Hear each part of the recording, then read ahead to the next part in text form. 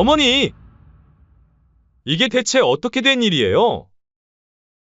전화기 너머로 첫째 민석이의 흥분된 목소리였습니다. 갑자기 왜 그러니? 변호사 사무실에서 연락이 왔어요. 어머니 명의로 된 재산이 이게 말이 됩니까? 그새 자식들이 집 명의와 통장을 뒤져본 모양이었습니다.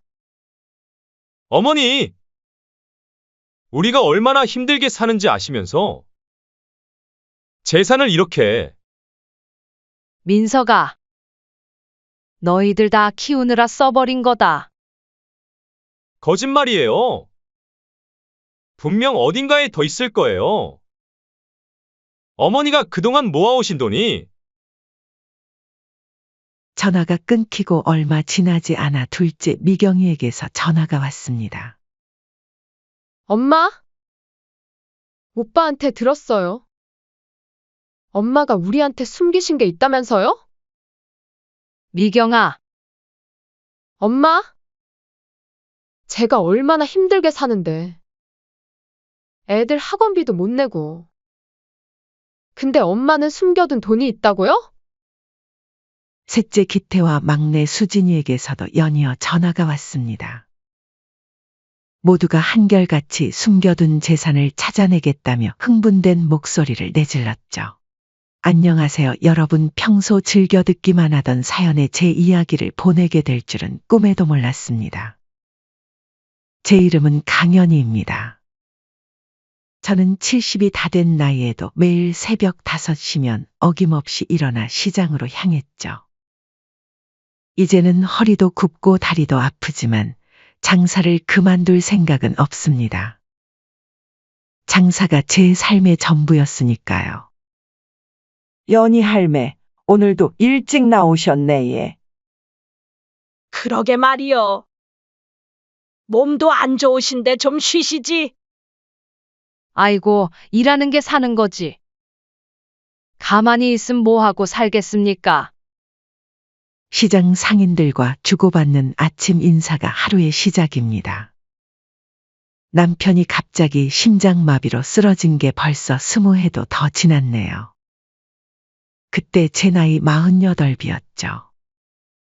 홀로 내 아이를 키워야 했던 저는 닥치는 대로 일을 했습니다. 아침엔 식당 일하고, 낮엔 장사하고, 밤엔 건물 청소까지.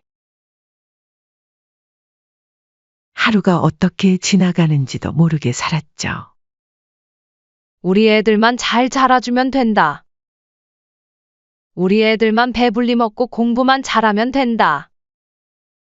그렇게 버텨온 세월이 어느새 이만큼 흘렀습니다. 첫째 아들은 대기업에 다니다가 퇴사하고 사업을 한다고 하고, 둘째 딸은 중학교 교사가 되어 시집을 갔죠. 셋째 아들은 공무원이 되었고, 막내딸은 간호사로 일하고 있습니다. 겉으로 보기엔 다들 제법 그럴듯한 자리에 있지만 제 마음은 늘 불안하기만 합니다. 그러던 어느 날이었죠. 평소처럼 시장에서 장사를 마치고 귀갓길에 복권 가게 앞을 지나게 됐습니다.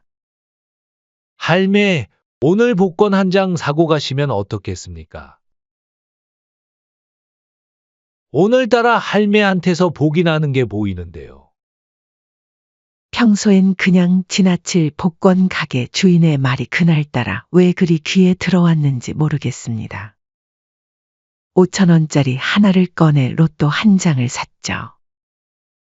이거 당첨되면 할매가 대박 나는 거예요. 꼭 확인하세요. 그렇게 주말에 여느 때와 같이 집에 돌아와 텔레비전을 보다가 우연히 로또 당첨번호 발표를 보게 됐습니다. 손에 쥔 복권을 보면서 심심풀이로 번호를 맞춰보는데, 어? 이 번호가 맞나? 이것도 손이 떨려왔습니다. 숫자를 몇 번이고 다시 확인했죠. 틀림없었습니다. 모든 번호가 일치했습니다. 순간 숨이 멎는 것 같았어요. 15억? 15억이라니. 그날 밤 난생 처음으로 잠을 이루지 못했습니다. 기쁨보다는 두려움이 앞섰죠. 텔레비전에서 본 로또 당첨자들의 비극적인 이야기들이 머릿속을 스쳐 지나갔습니다. 가족들이 돈 때문에 서로 싸우고 남편이 바람을 피우고 자식들이 부모를 재산의 수단으로만 여기게 되는 그런 이야기들이요. 이러면 안 되는데. 우리 애들한테 알려야 하는데. 하지만 입이 떨어지지 않았습니다. 첫째가 사업 자금이 필요하다며 찾아올 때마다, 둘째가 생활비가 부족하다고 전화할 때마다 차마 말을 꺼낼 수가 없었죠. 자식들이 돈 때문에 변할까봐. 자식들이 저를 더 이상 어머니가 아닌 돈줄로만 볼까봐. 그래서 평소처럼 살기로 했습니다. 여전히 새벽부터 일어나 시장에 나가고, 허리가 아프다고 투정도 부리고 자식들 용돈 달라고 하면 힘들어서 못 주겠다 고 말하면서요. 당첨금은 특별한 통장에 넣어두고 그 통장은 제 낡은 장롱 깊숙이 숨겨뒀죠. 하지만 마음 한구석이 늘 불편했습니다. 제가 자식들을 너무 불신하는 건 아닐까. 이러는 제가 오히려 나쁜 부모는 아닐까. 그런 생각이 밤마다 저를 괴롭혔죠. 자식들이 언젠가는 저를 진심으로 이해하고 사랑해 주길 바라면서 매일 밤 한숨만 쉬었습니다. 우리 애들이 돈 때문에 변하면 어쩌지? 내가 이러는 게 맞는 걸까? 이런 고민을 안고 살아가는 동안 자식들은 점점 더 바빠진다며 발걸음이 뜸해졌고 전화마저 드물어졌습니다. 그래도 저는 희망을 버리지 않았죠. 언젠가는 우리 가족이 진정한 의미의 가족이 되길 바라면서. 그렇게 시간이 흘러 제 아들 민석이가 결혼을 하게 되었죠. 너무 기쁜 일이었어요. 민석이 결혼식에 이렇게 호화로운 호텔을 잡다니. 우리 아들이 대단해졌구나. 첫째 아들 민석의 결혼식. 호텔 웨딩홀은 전국 각지에서 온 하객들로 발 디딜 틈이 없었습니다. 대기업 임원인 민석과 서울대 교수의 딸이 만났다는 소식에 지인들이 모였습니다. 어머니, 앞으로는 좀 편하게 사세요. 제가 다 모실게요. 그때만 해도 민석이는 그렇게 장담했습니다. 하지만 그건 겨우 1년을 넘기지 못한 헛된 약속이었죠. 어머니! 제발 문 좀 열어주세요. 어머니! 깊은 밤 술에 취한 첫째 민석이가 대문을 두드렸습니다. 번듯한 정장 차림이었지만 넥타이는 풀어져 있었고 와이셔츠는 구겨져 있었죠. 에휴, 민석아. 또 술이니? 사업 자금만 좀 더 있으면 돼요. 이번이 마지막이에요. 제발! 이번에도 안 되면 어쩌려고. 될 수밖에 없어요. 어머니가 도와만 주시면? 아버지가 살아계셨다면 이렇게 외면하지 않으셨을 텐데. 잘 다니던 대기업을 때려치고 돈 빌려달라고 하는 민석이의 그 말에 가슴이 찢어지는 것 같았습니다. 결국 통장을 꺼내 마지막 남은 1,000만 원까지 내어주고 말았죠. 둘째 미경이는 또 어땠을까요? 사립학교 이사장 아들과 결혼에 겉보기엔 안정된 삶을 살고 있었지만 엄마? 어떡해요? 애들 학원비를 못 냈잖아요. 미경아, 너희 남편은 아우, 엄마도 아시잖아요. 사립학교 월급이 얼마나 되겠어요? 애들 명문대 보내려면 스카이 학원은 기본이고, 피아노, 미술, 골프까지. 다른 애들은 다 하는데 우리 애들만 못하면 제가 얼마나 창피해요. 미경이의 허영심은 끝이 없었습니다. 남부럽지 않은 생활을 하면서도 늘 부족하다며 울먹였죠. 저번에 학부모 모임 가니까 다들 명품 가방에 명품 시계더라고요. 전 뭐 하나 제대로 된 게 없어서 얼굴도 들 수가 없었어요. 미경아, 내가 어릴 때는 그렇게 검소했었는데 엄마? 시대가 어떤 시대인데? 체면이란 게 있잖아요. 셋째 기태는 공무원이 되어 안정적인 삶을 살 것 같았지만 현실은 달랐습니다. 어머니, 아내가 또 카드 값을 못 갚았어요. 기태야, 아내랑 똑바로 얘기를 해봐야. 어머니도 아시잖아요. 제가 어떻게 성격상 소심한 성격의 기태는 쇼핑 중독인 아내를 말리지 못하고 끌려다녔습니다. 매번 카드빚에 시달리면서도 아내 앞에서는 한마디도 못하고 대신 몰래 찾아와 저에게 돈을 빌려가곤 했죠. 막내 수진이는 대학병원 간호사로 일하다 의사와 결혼했습니다. 야망이 큰 수진이는 남편과 함께 개인 병원을 차리겠다며 거액을 요구했죠. 엄마, 우리 동기들은 다 개원했어요. 이러다가 우리만 뒤처지면 어떡해요? 수진아, 조금만 더 모아서. 엄마가 도와주시면 3년 안에 다 갚을게요. 이자까지 다. 제발요. 자식들의 끊임없는 요구에 통장 잔고는 바닥을 보이기 시작했습니다. 그러던 어느 날 강연희 할머니! 누가 좀 와보세요! 할머니가 쓰러지셨어요! 시장에서 갑자기 가슴을 부여잡고 쓰러진 저는 구급차에 실려 병원으로 향했습니다. 의사는 심근경색 초기 증상이라며 당장 입원해야 한다고 했죠. 어머니가 쓰러지셨다고요?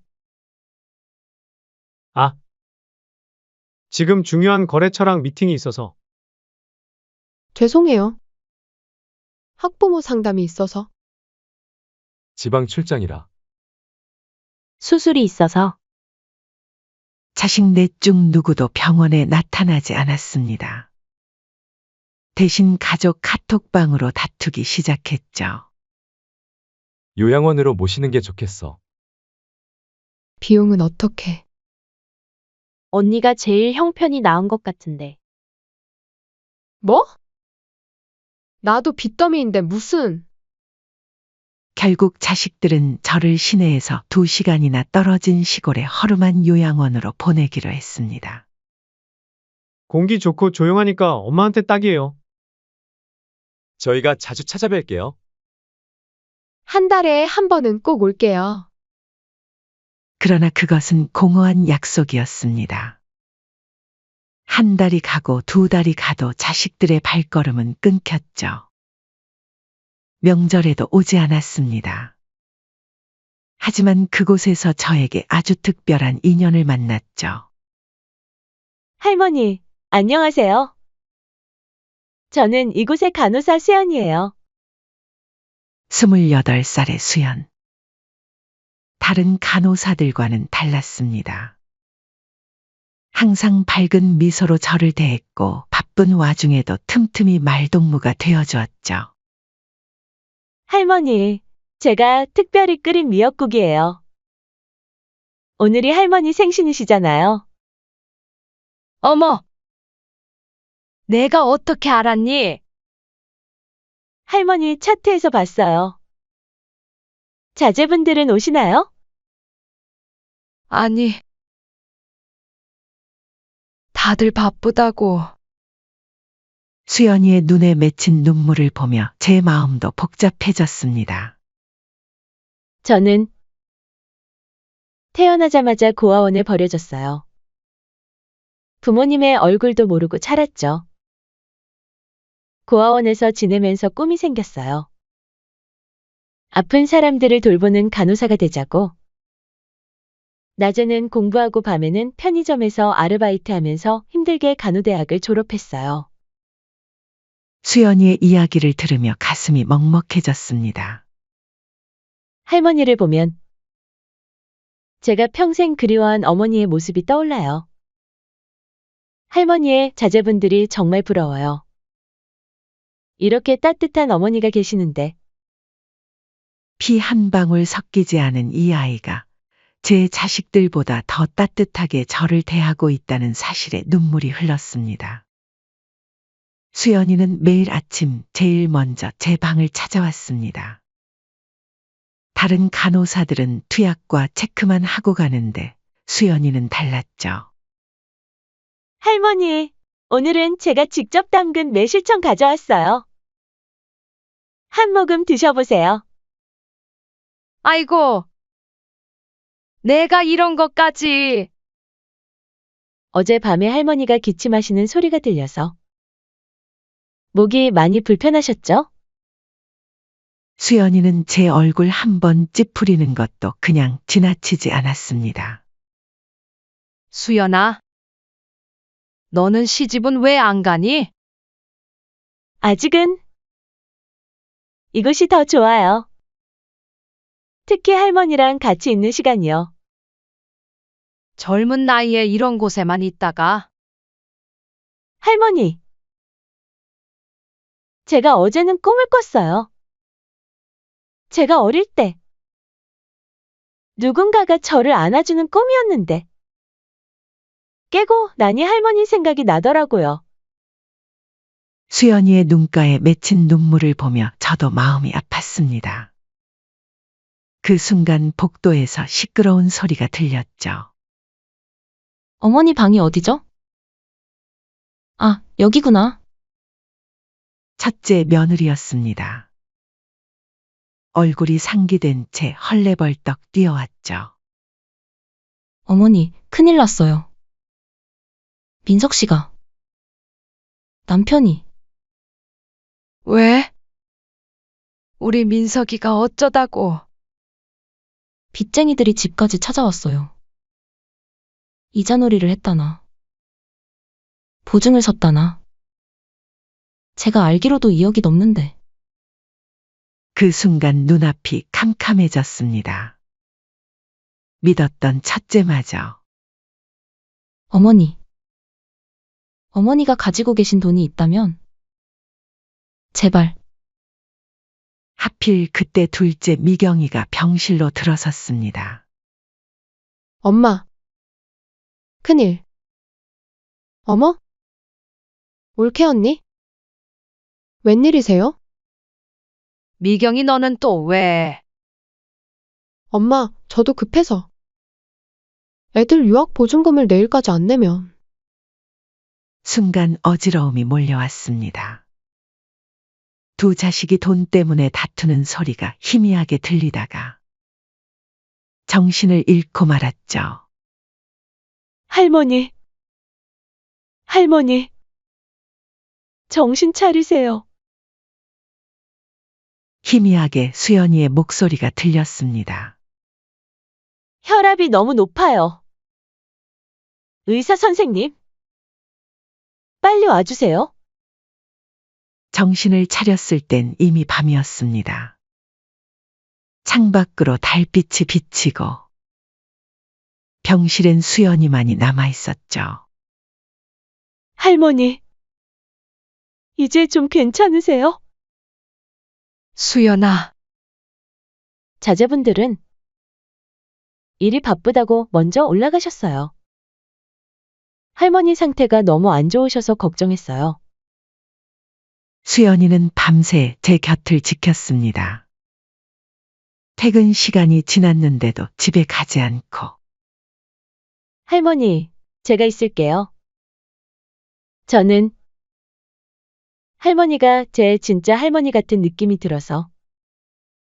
이렇게 곁에 있는 것만으로도 행복해요. 그 말에 눈시울이 붉어졌습니다. 피 한 방울 안 섞인 남인데 내 자식들보다 더 따뜻하게 저를 대하는 이 아이. 요양원에서의 날들. 자식들은 점점 발길을 끊었지만 수연이는 하루도 빠짐없이 제 곁을 지켰습니다. 매일 아침 출근길에 들러 안부를 묻고 퇴근할 때도 마지막으로 들러 인사를 하는 것이 일과가 되었죠. 할머니, 내일은 제가 일찍 와서 할머니 머리 손질도 해드리고 같이 산책도 갈 거예요. 수연아, 너무 많은 신경을 쓰는 거 아니니? 아니에요. 제가 하고 싶어서 하는 거예요. 이게 다 제 행복이에요. 수연이의 진심 어린 마음이 전해졌습니다. 그동안 제가 그토록 바라던 진정한 가족의 정. 피 한 방울 섞이지 않은 이 아이에게서 느끼게 될 줄은 몰랐습니다. 창밖에는 이제 겨울이 지나고 봄이 오고 있었습니다. 차가운 바람 사이로 따뜻한 햇살이 비치듯 제 마음속에도 작은 희망이 피어나기 시작했습니다. 하지만 그때는 몰랐습니다. 곧 자식들이 숨겨둔 로또 당첨금의 존재를 알게 되면서 제 인생이 또 한 번 크게 뒤흔들리게 될 거라는 것을. 그날은 차가운 겨울비가 내리던 날이었습니다. 요양원 창밖으로 떨어지는 빗방울을 보며 한숨을 쉬고 있는데 갑자기 휴대폰이 요란하게 울렸죠. 어머니! 이게 대체 어떻게 된 일이에요? 전화기 너머로 첫째 민석이의 흥분된 목소리였습니다. 갑자기 왜 그러니? 변호사 사무실에서 연락이 왔어요. 어머니 명의로 된 재산이 이게 말이 됩니까? 그새 자식들이 집 명의와 통장을 뒤져본 모양이었습니다. 하지만 로또 당첨금이 든 통장은 찾지 못한 듯했죠. 어머니! 우리가 얼마나 힘들게 사는지 아시면서 재산을 이렇게. 민석아, 너희들 다 키우느라 써버린 거다. 거짓말이에요. 분명 어딘가에 더 있을 거예요. 어머니가 그동안 모아오신 돈이. 전화가 끊기고 얼마 지나지 않아 둘째 미경이에게서 전화가 왔습니다. 엄마? 오빠한테 들었어요. 엄마가 우리한테 숨기신 게 있다면서요? 미경아, 엄마? 제가 얼마나 힘들게 사는데. 애들 학원비도 못 내고. 근데 엄마는 숨겨둔 돈이 있다고요? 셋째 기태와 막내 수진이에게서도 연이어 전화가 왔습니다. 모두가 한결같이 숨겨둔 재산을 찾아내겠다며 흥분된 목소리를 내질렀죠. 그날 밤 수연이가 퇴근 무렵 제 방을 찾아왔을 때였습니다. 할머니, 자제분들이 요양원으로 오고 계시대요. 잠시 후 민석이가 병실 문을 거칠게 열어젖혔습니다. 뒤이어 다른 자식들도 우르르 들이닥쳤죠. 어머니! 우리가 다 알아냈어요. 뭘 알아냈다는 거니? 3년 전 로또 당첨? 15억이요. 어머니가 1등에 당첨되셨다는 거. 순간 가슴이 철렁 내려앉았습니다. 어떻게 알아낸 걸까? 동네 복권방 주인이 말해줬어요. 그날 어머니가 당첨되신 걸 똑똑히 기억한대요. 우리가 힘들게 살 때 어머니는 15억을 숨기고 계셨단 말이에요. 미경이가 눈물을 글썽이며 말했습니다. 엄마, 어떻게 이러실 수 있어요? 제가 얼마나 비참하게 살았는지 아세요? 애들 학원비 못 내서 울고, 남편 눈치 보며 살고, 기태도 평소와 달리 격앙된 목소리로 외쳤습니다. 어머니!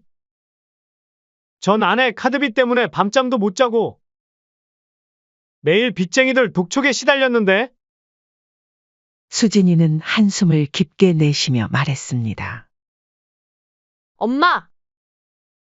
우리가 그렇게 못 믿어 오셨어요? 그래서 이렇게 멀리 떨어진 요양원에. 자식들의 원망 섞인 말들이 비수가 되어 가슴을 파고들었습니다. 그때 수연이가 앞으로 나섰습니다. 잠깐만요. 지금 할머니 혈압이 당신은 빠져요. 이건 우리 가족의 일이니까. 민석이가 수연을 거칠게 밀쳐냈습니다.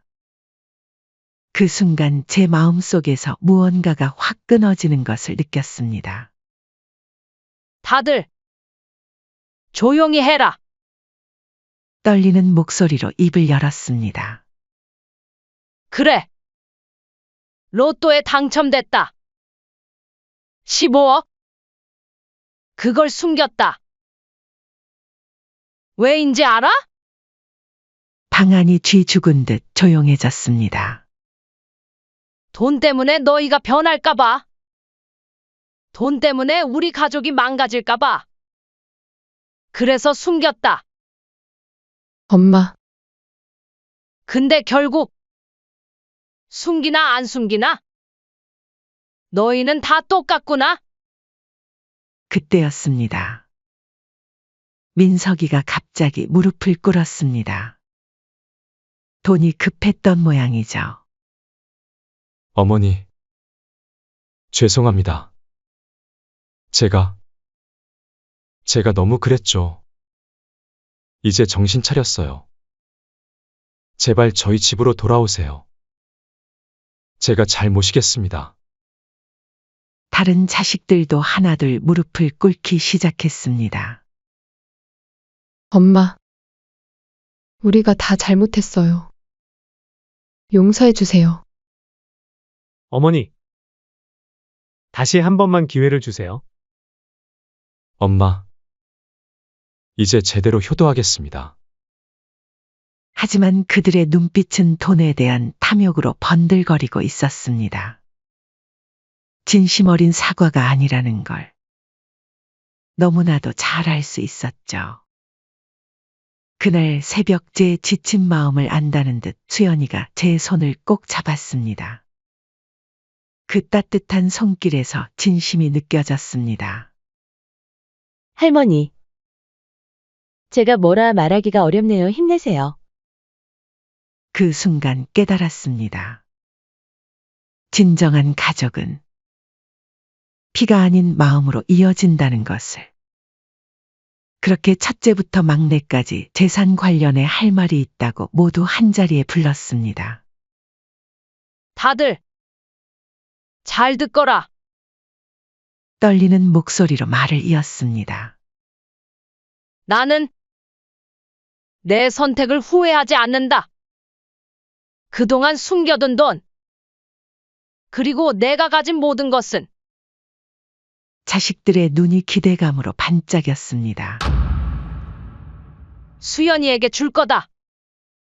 순간 방안이 얼어붙었습니다. 네.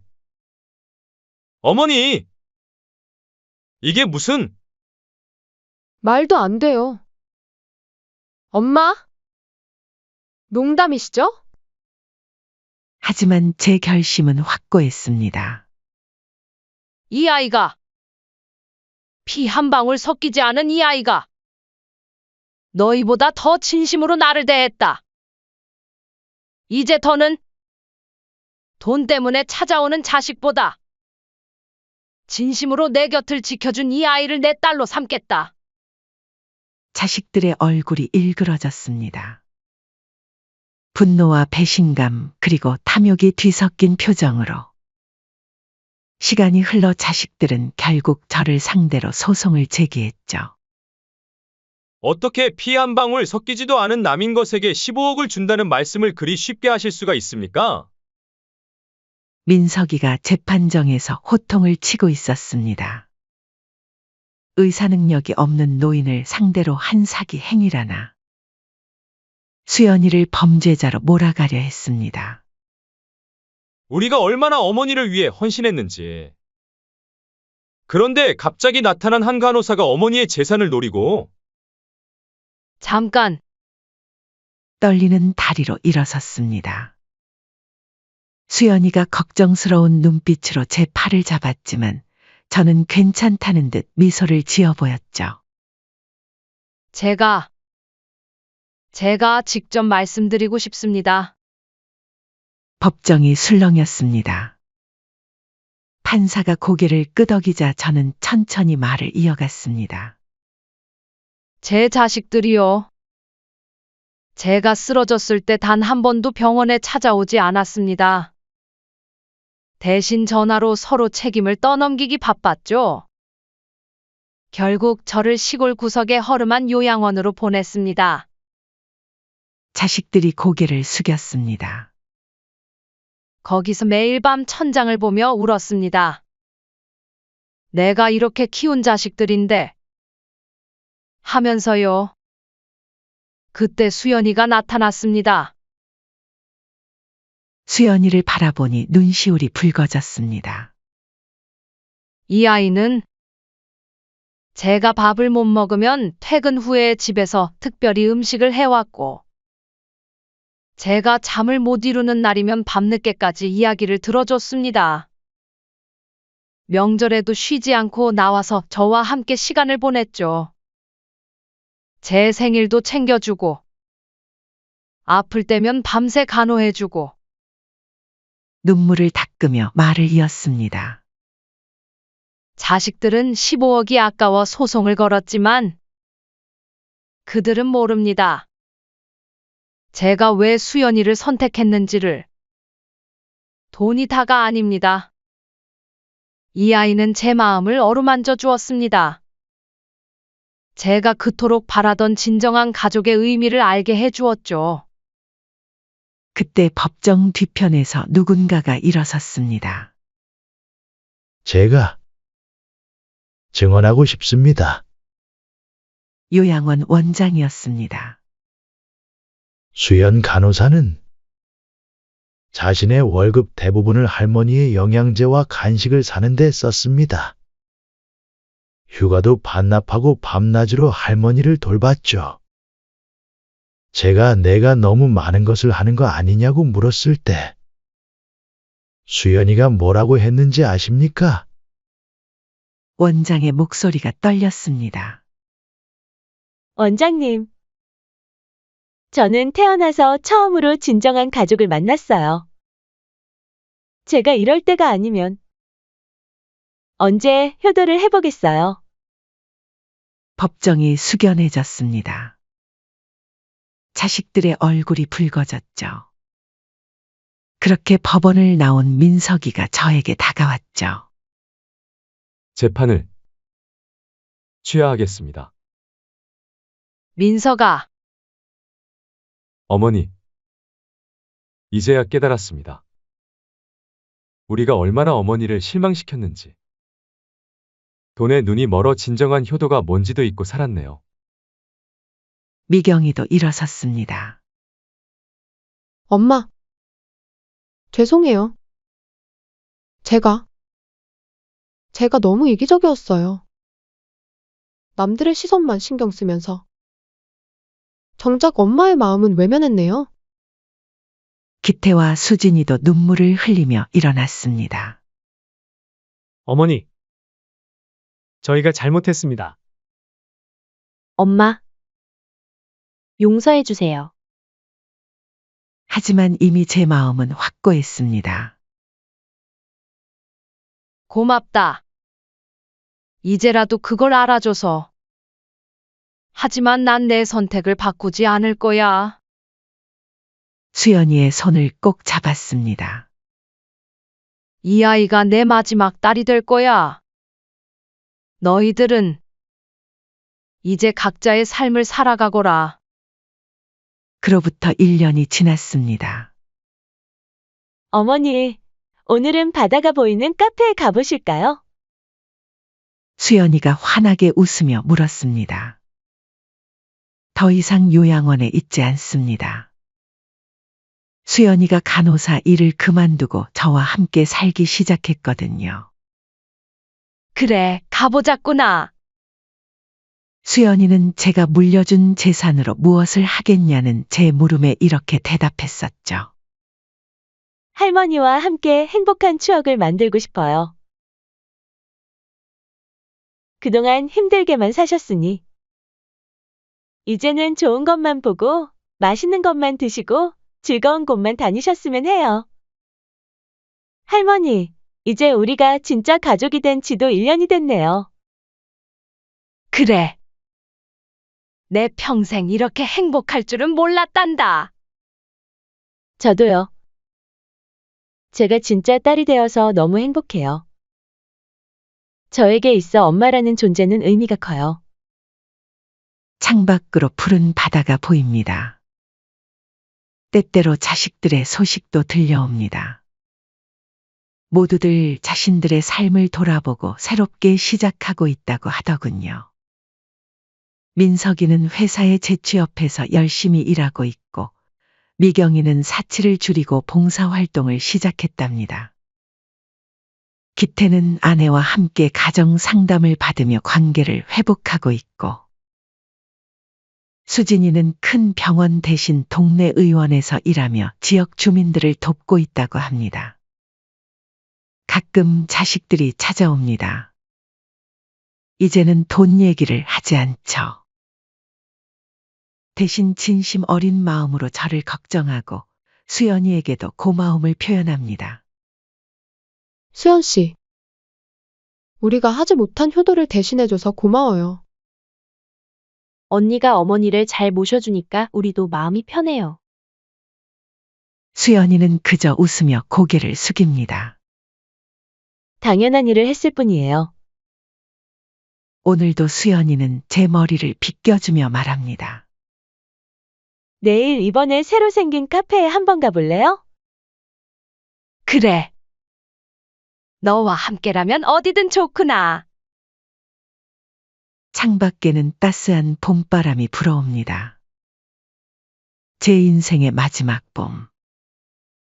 하지만 이제는 두렵지 않습니다. 제 곁에는 피보다 진한 정으로 맺어진 진정한 딸이 있으니까요. 수연아, 네? 너를 만난 건 내 인생 최고의 행운이었단다. 제가 더 행복해요.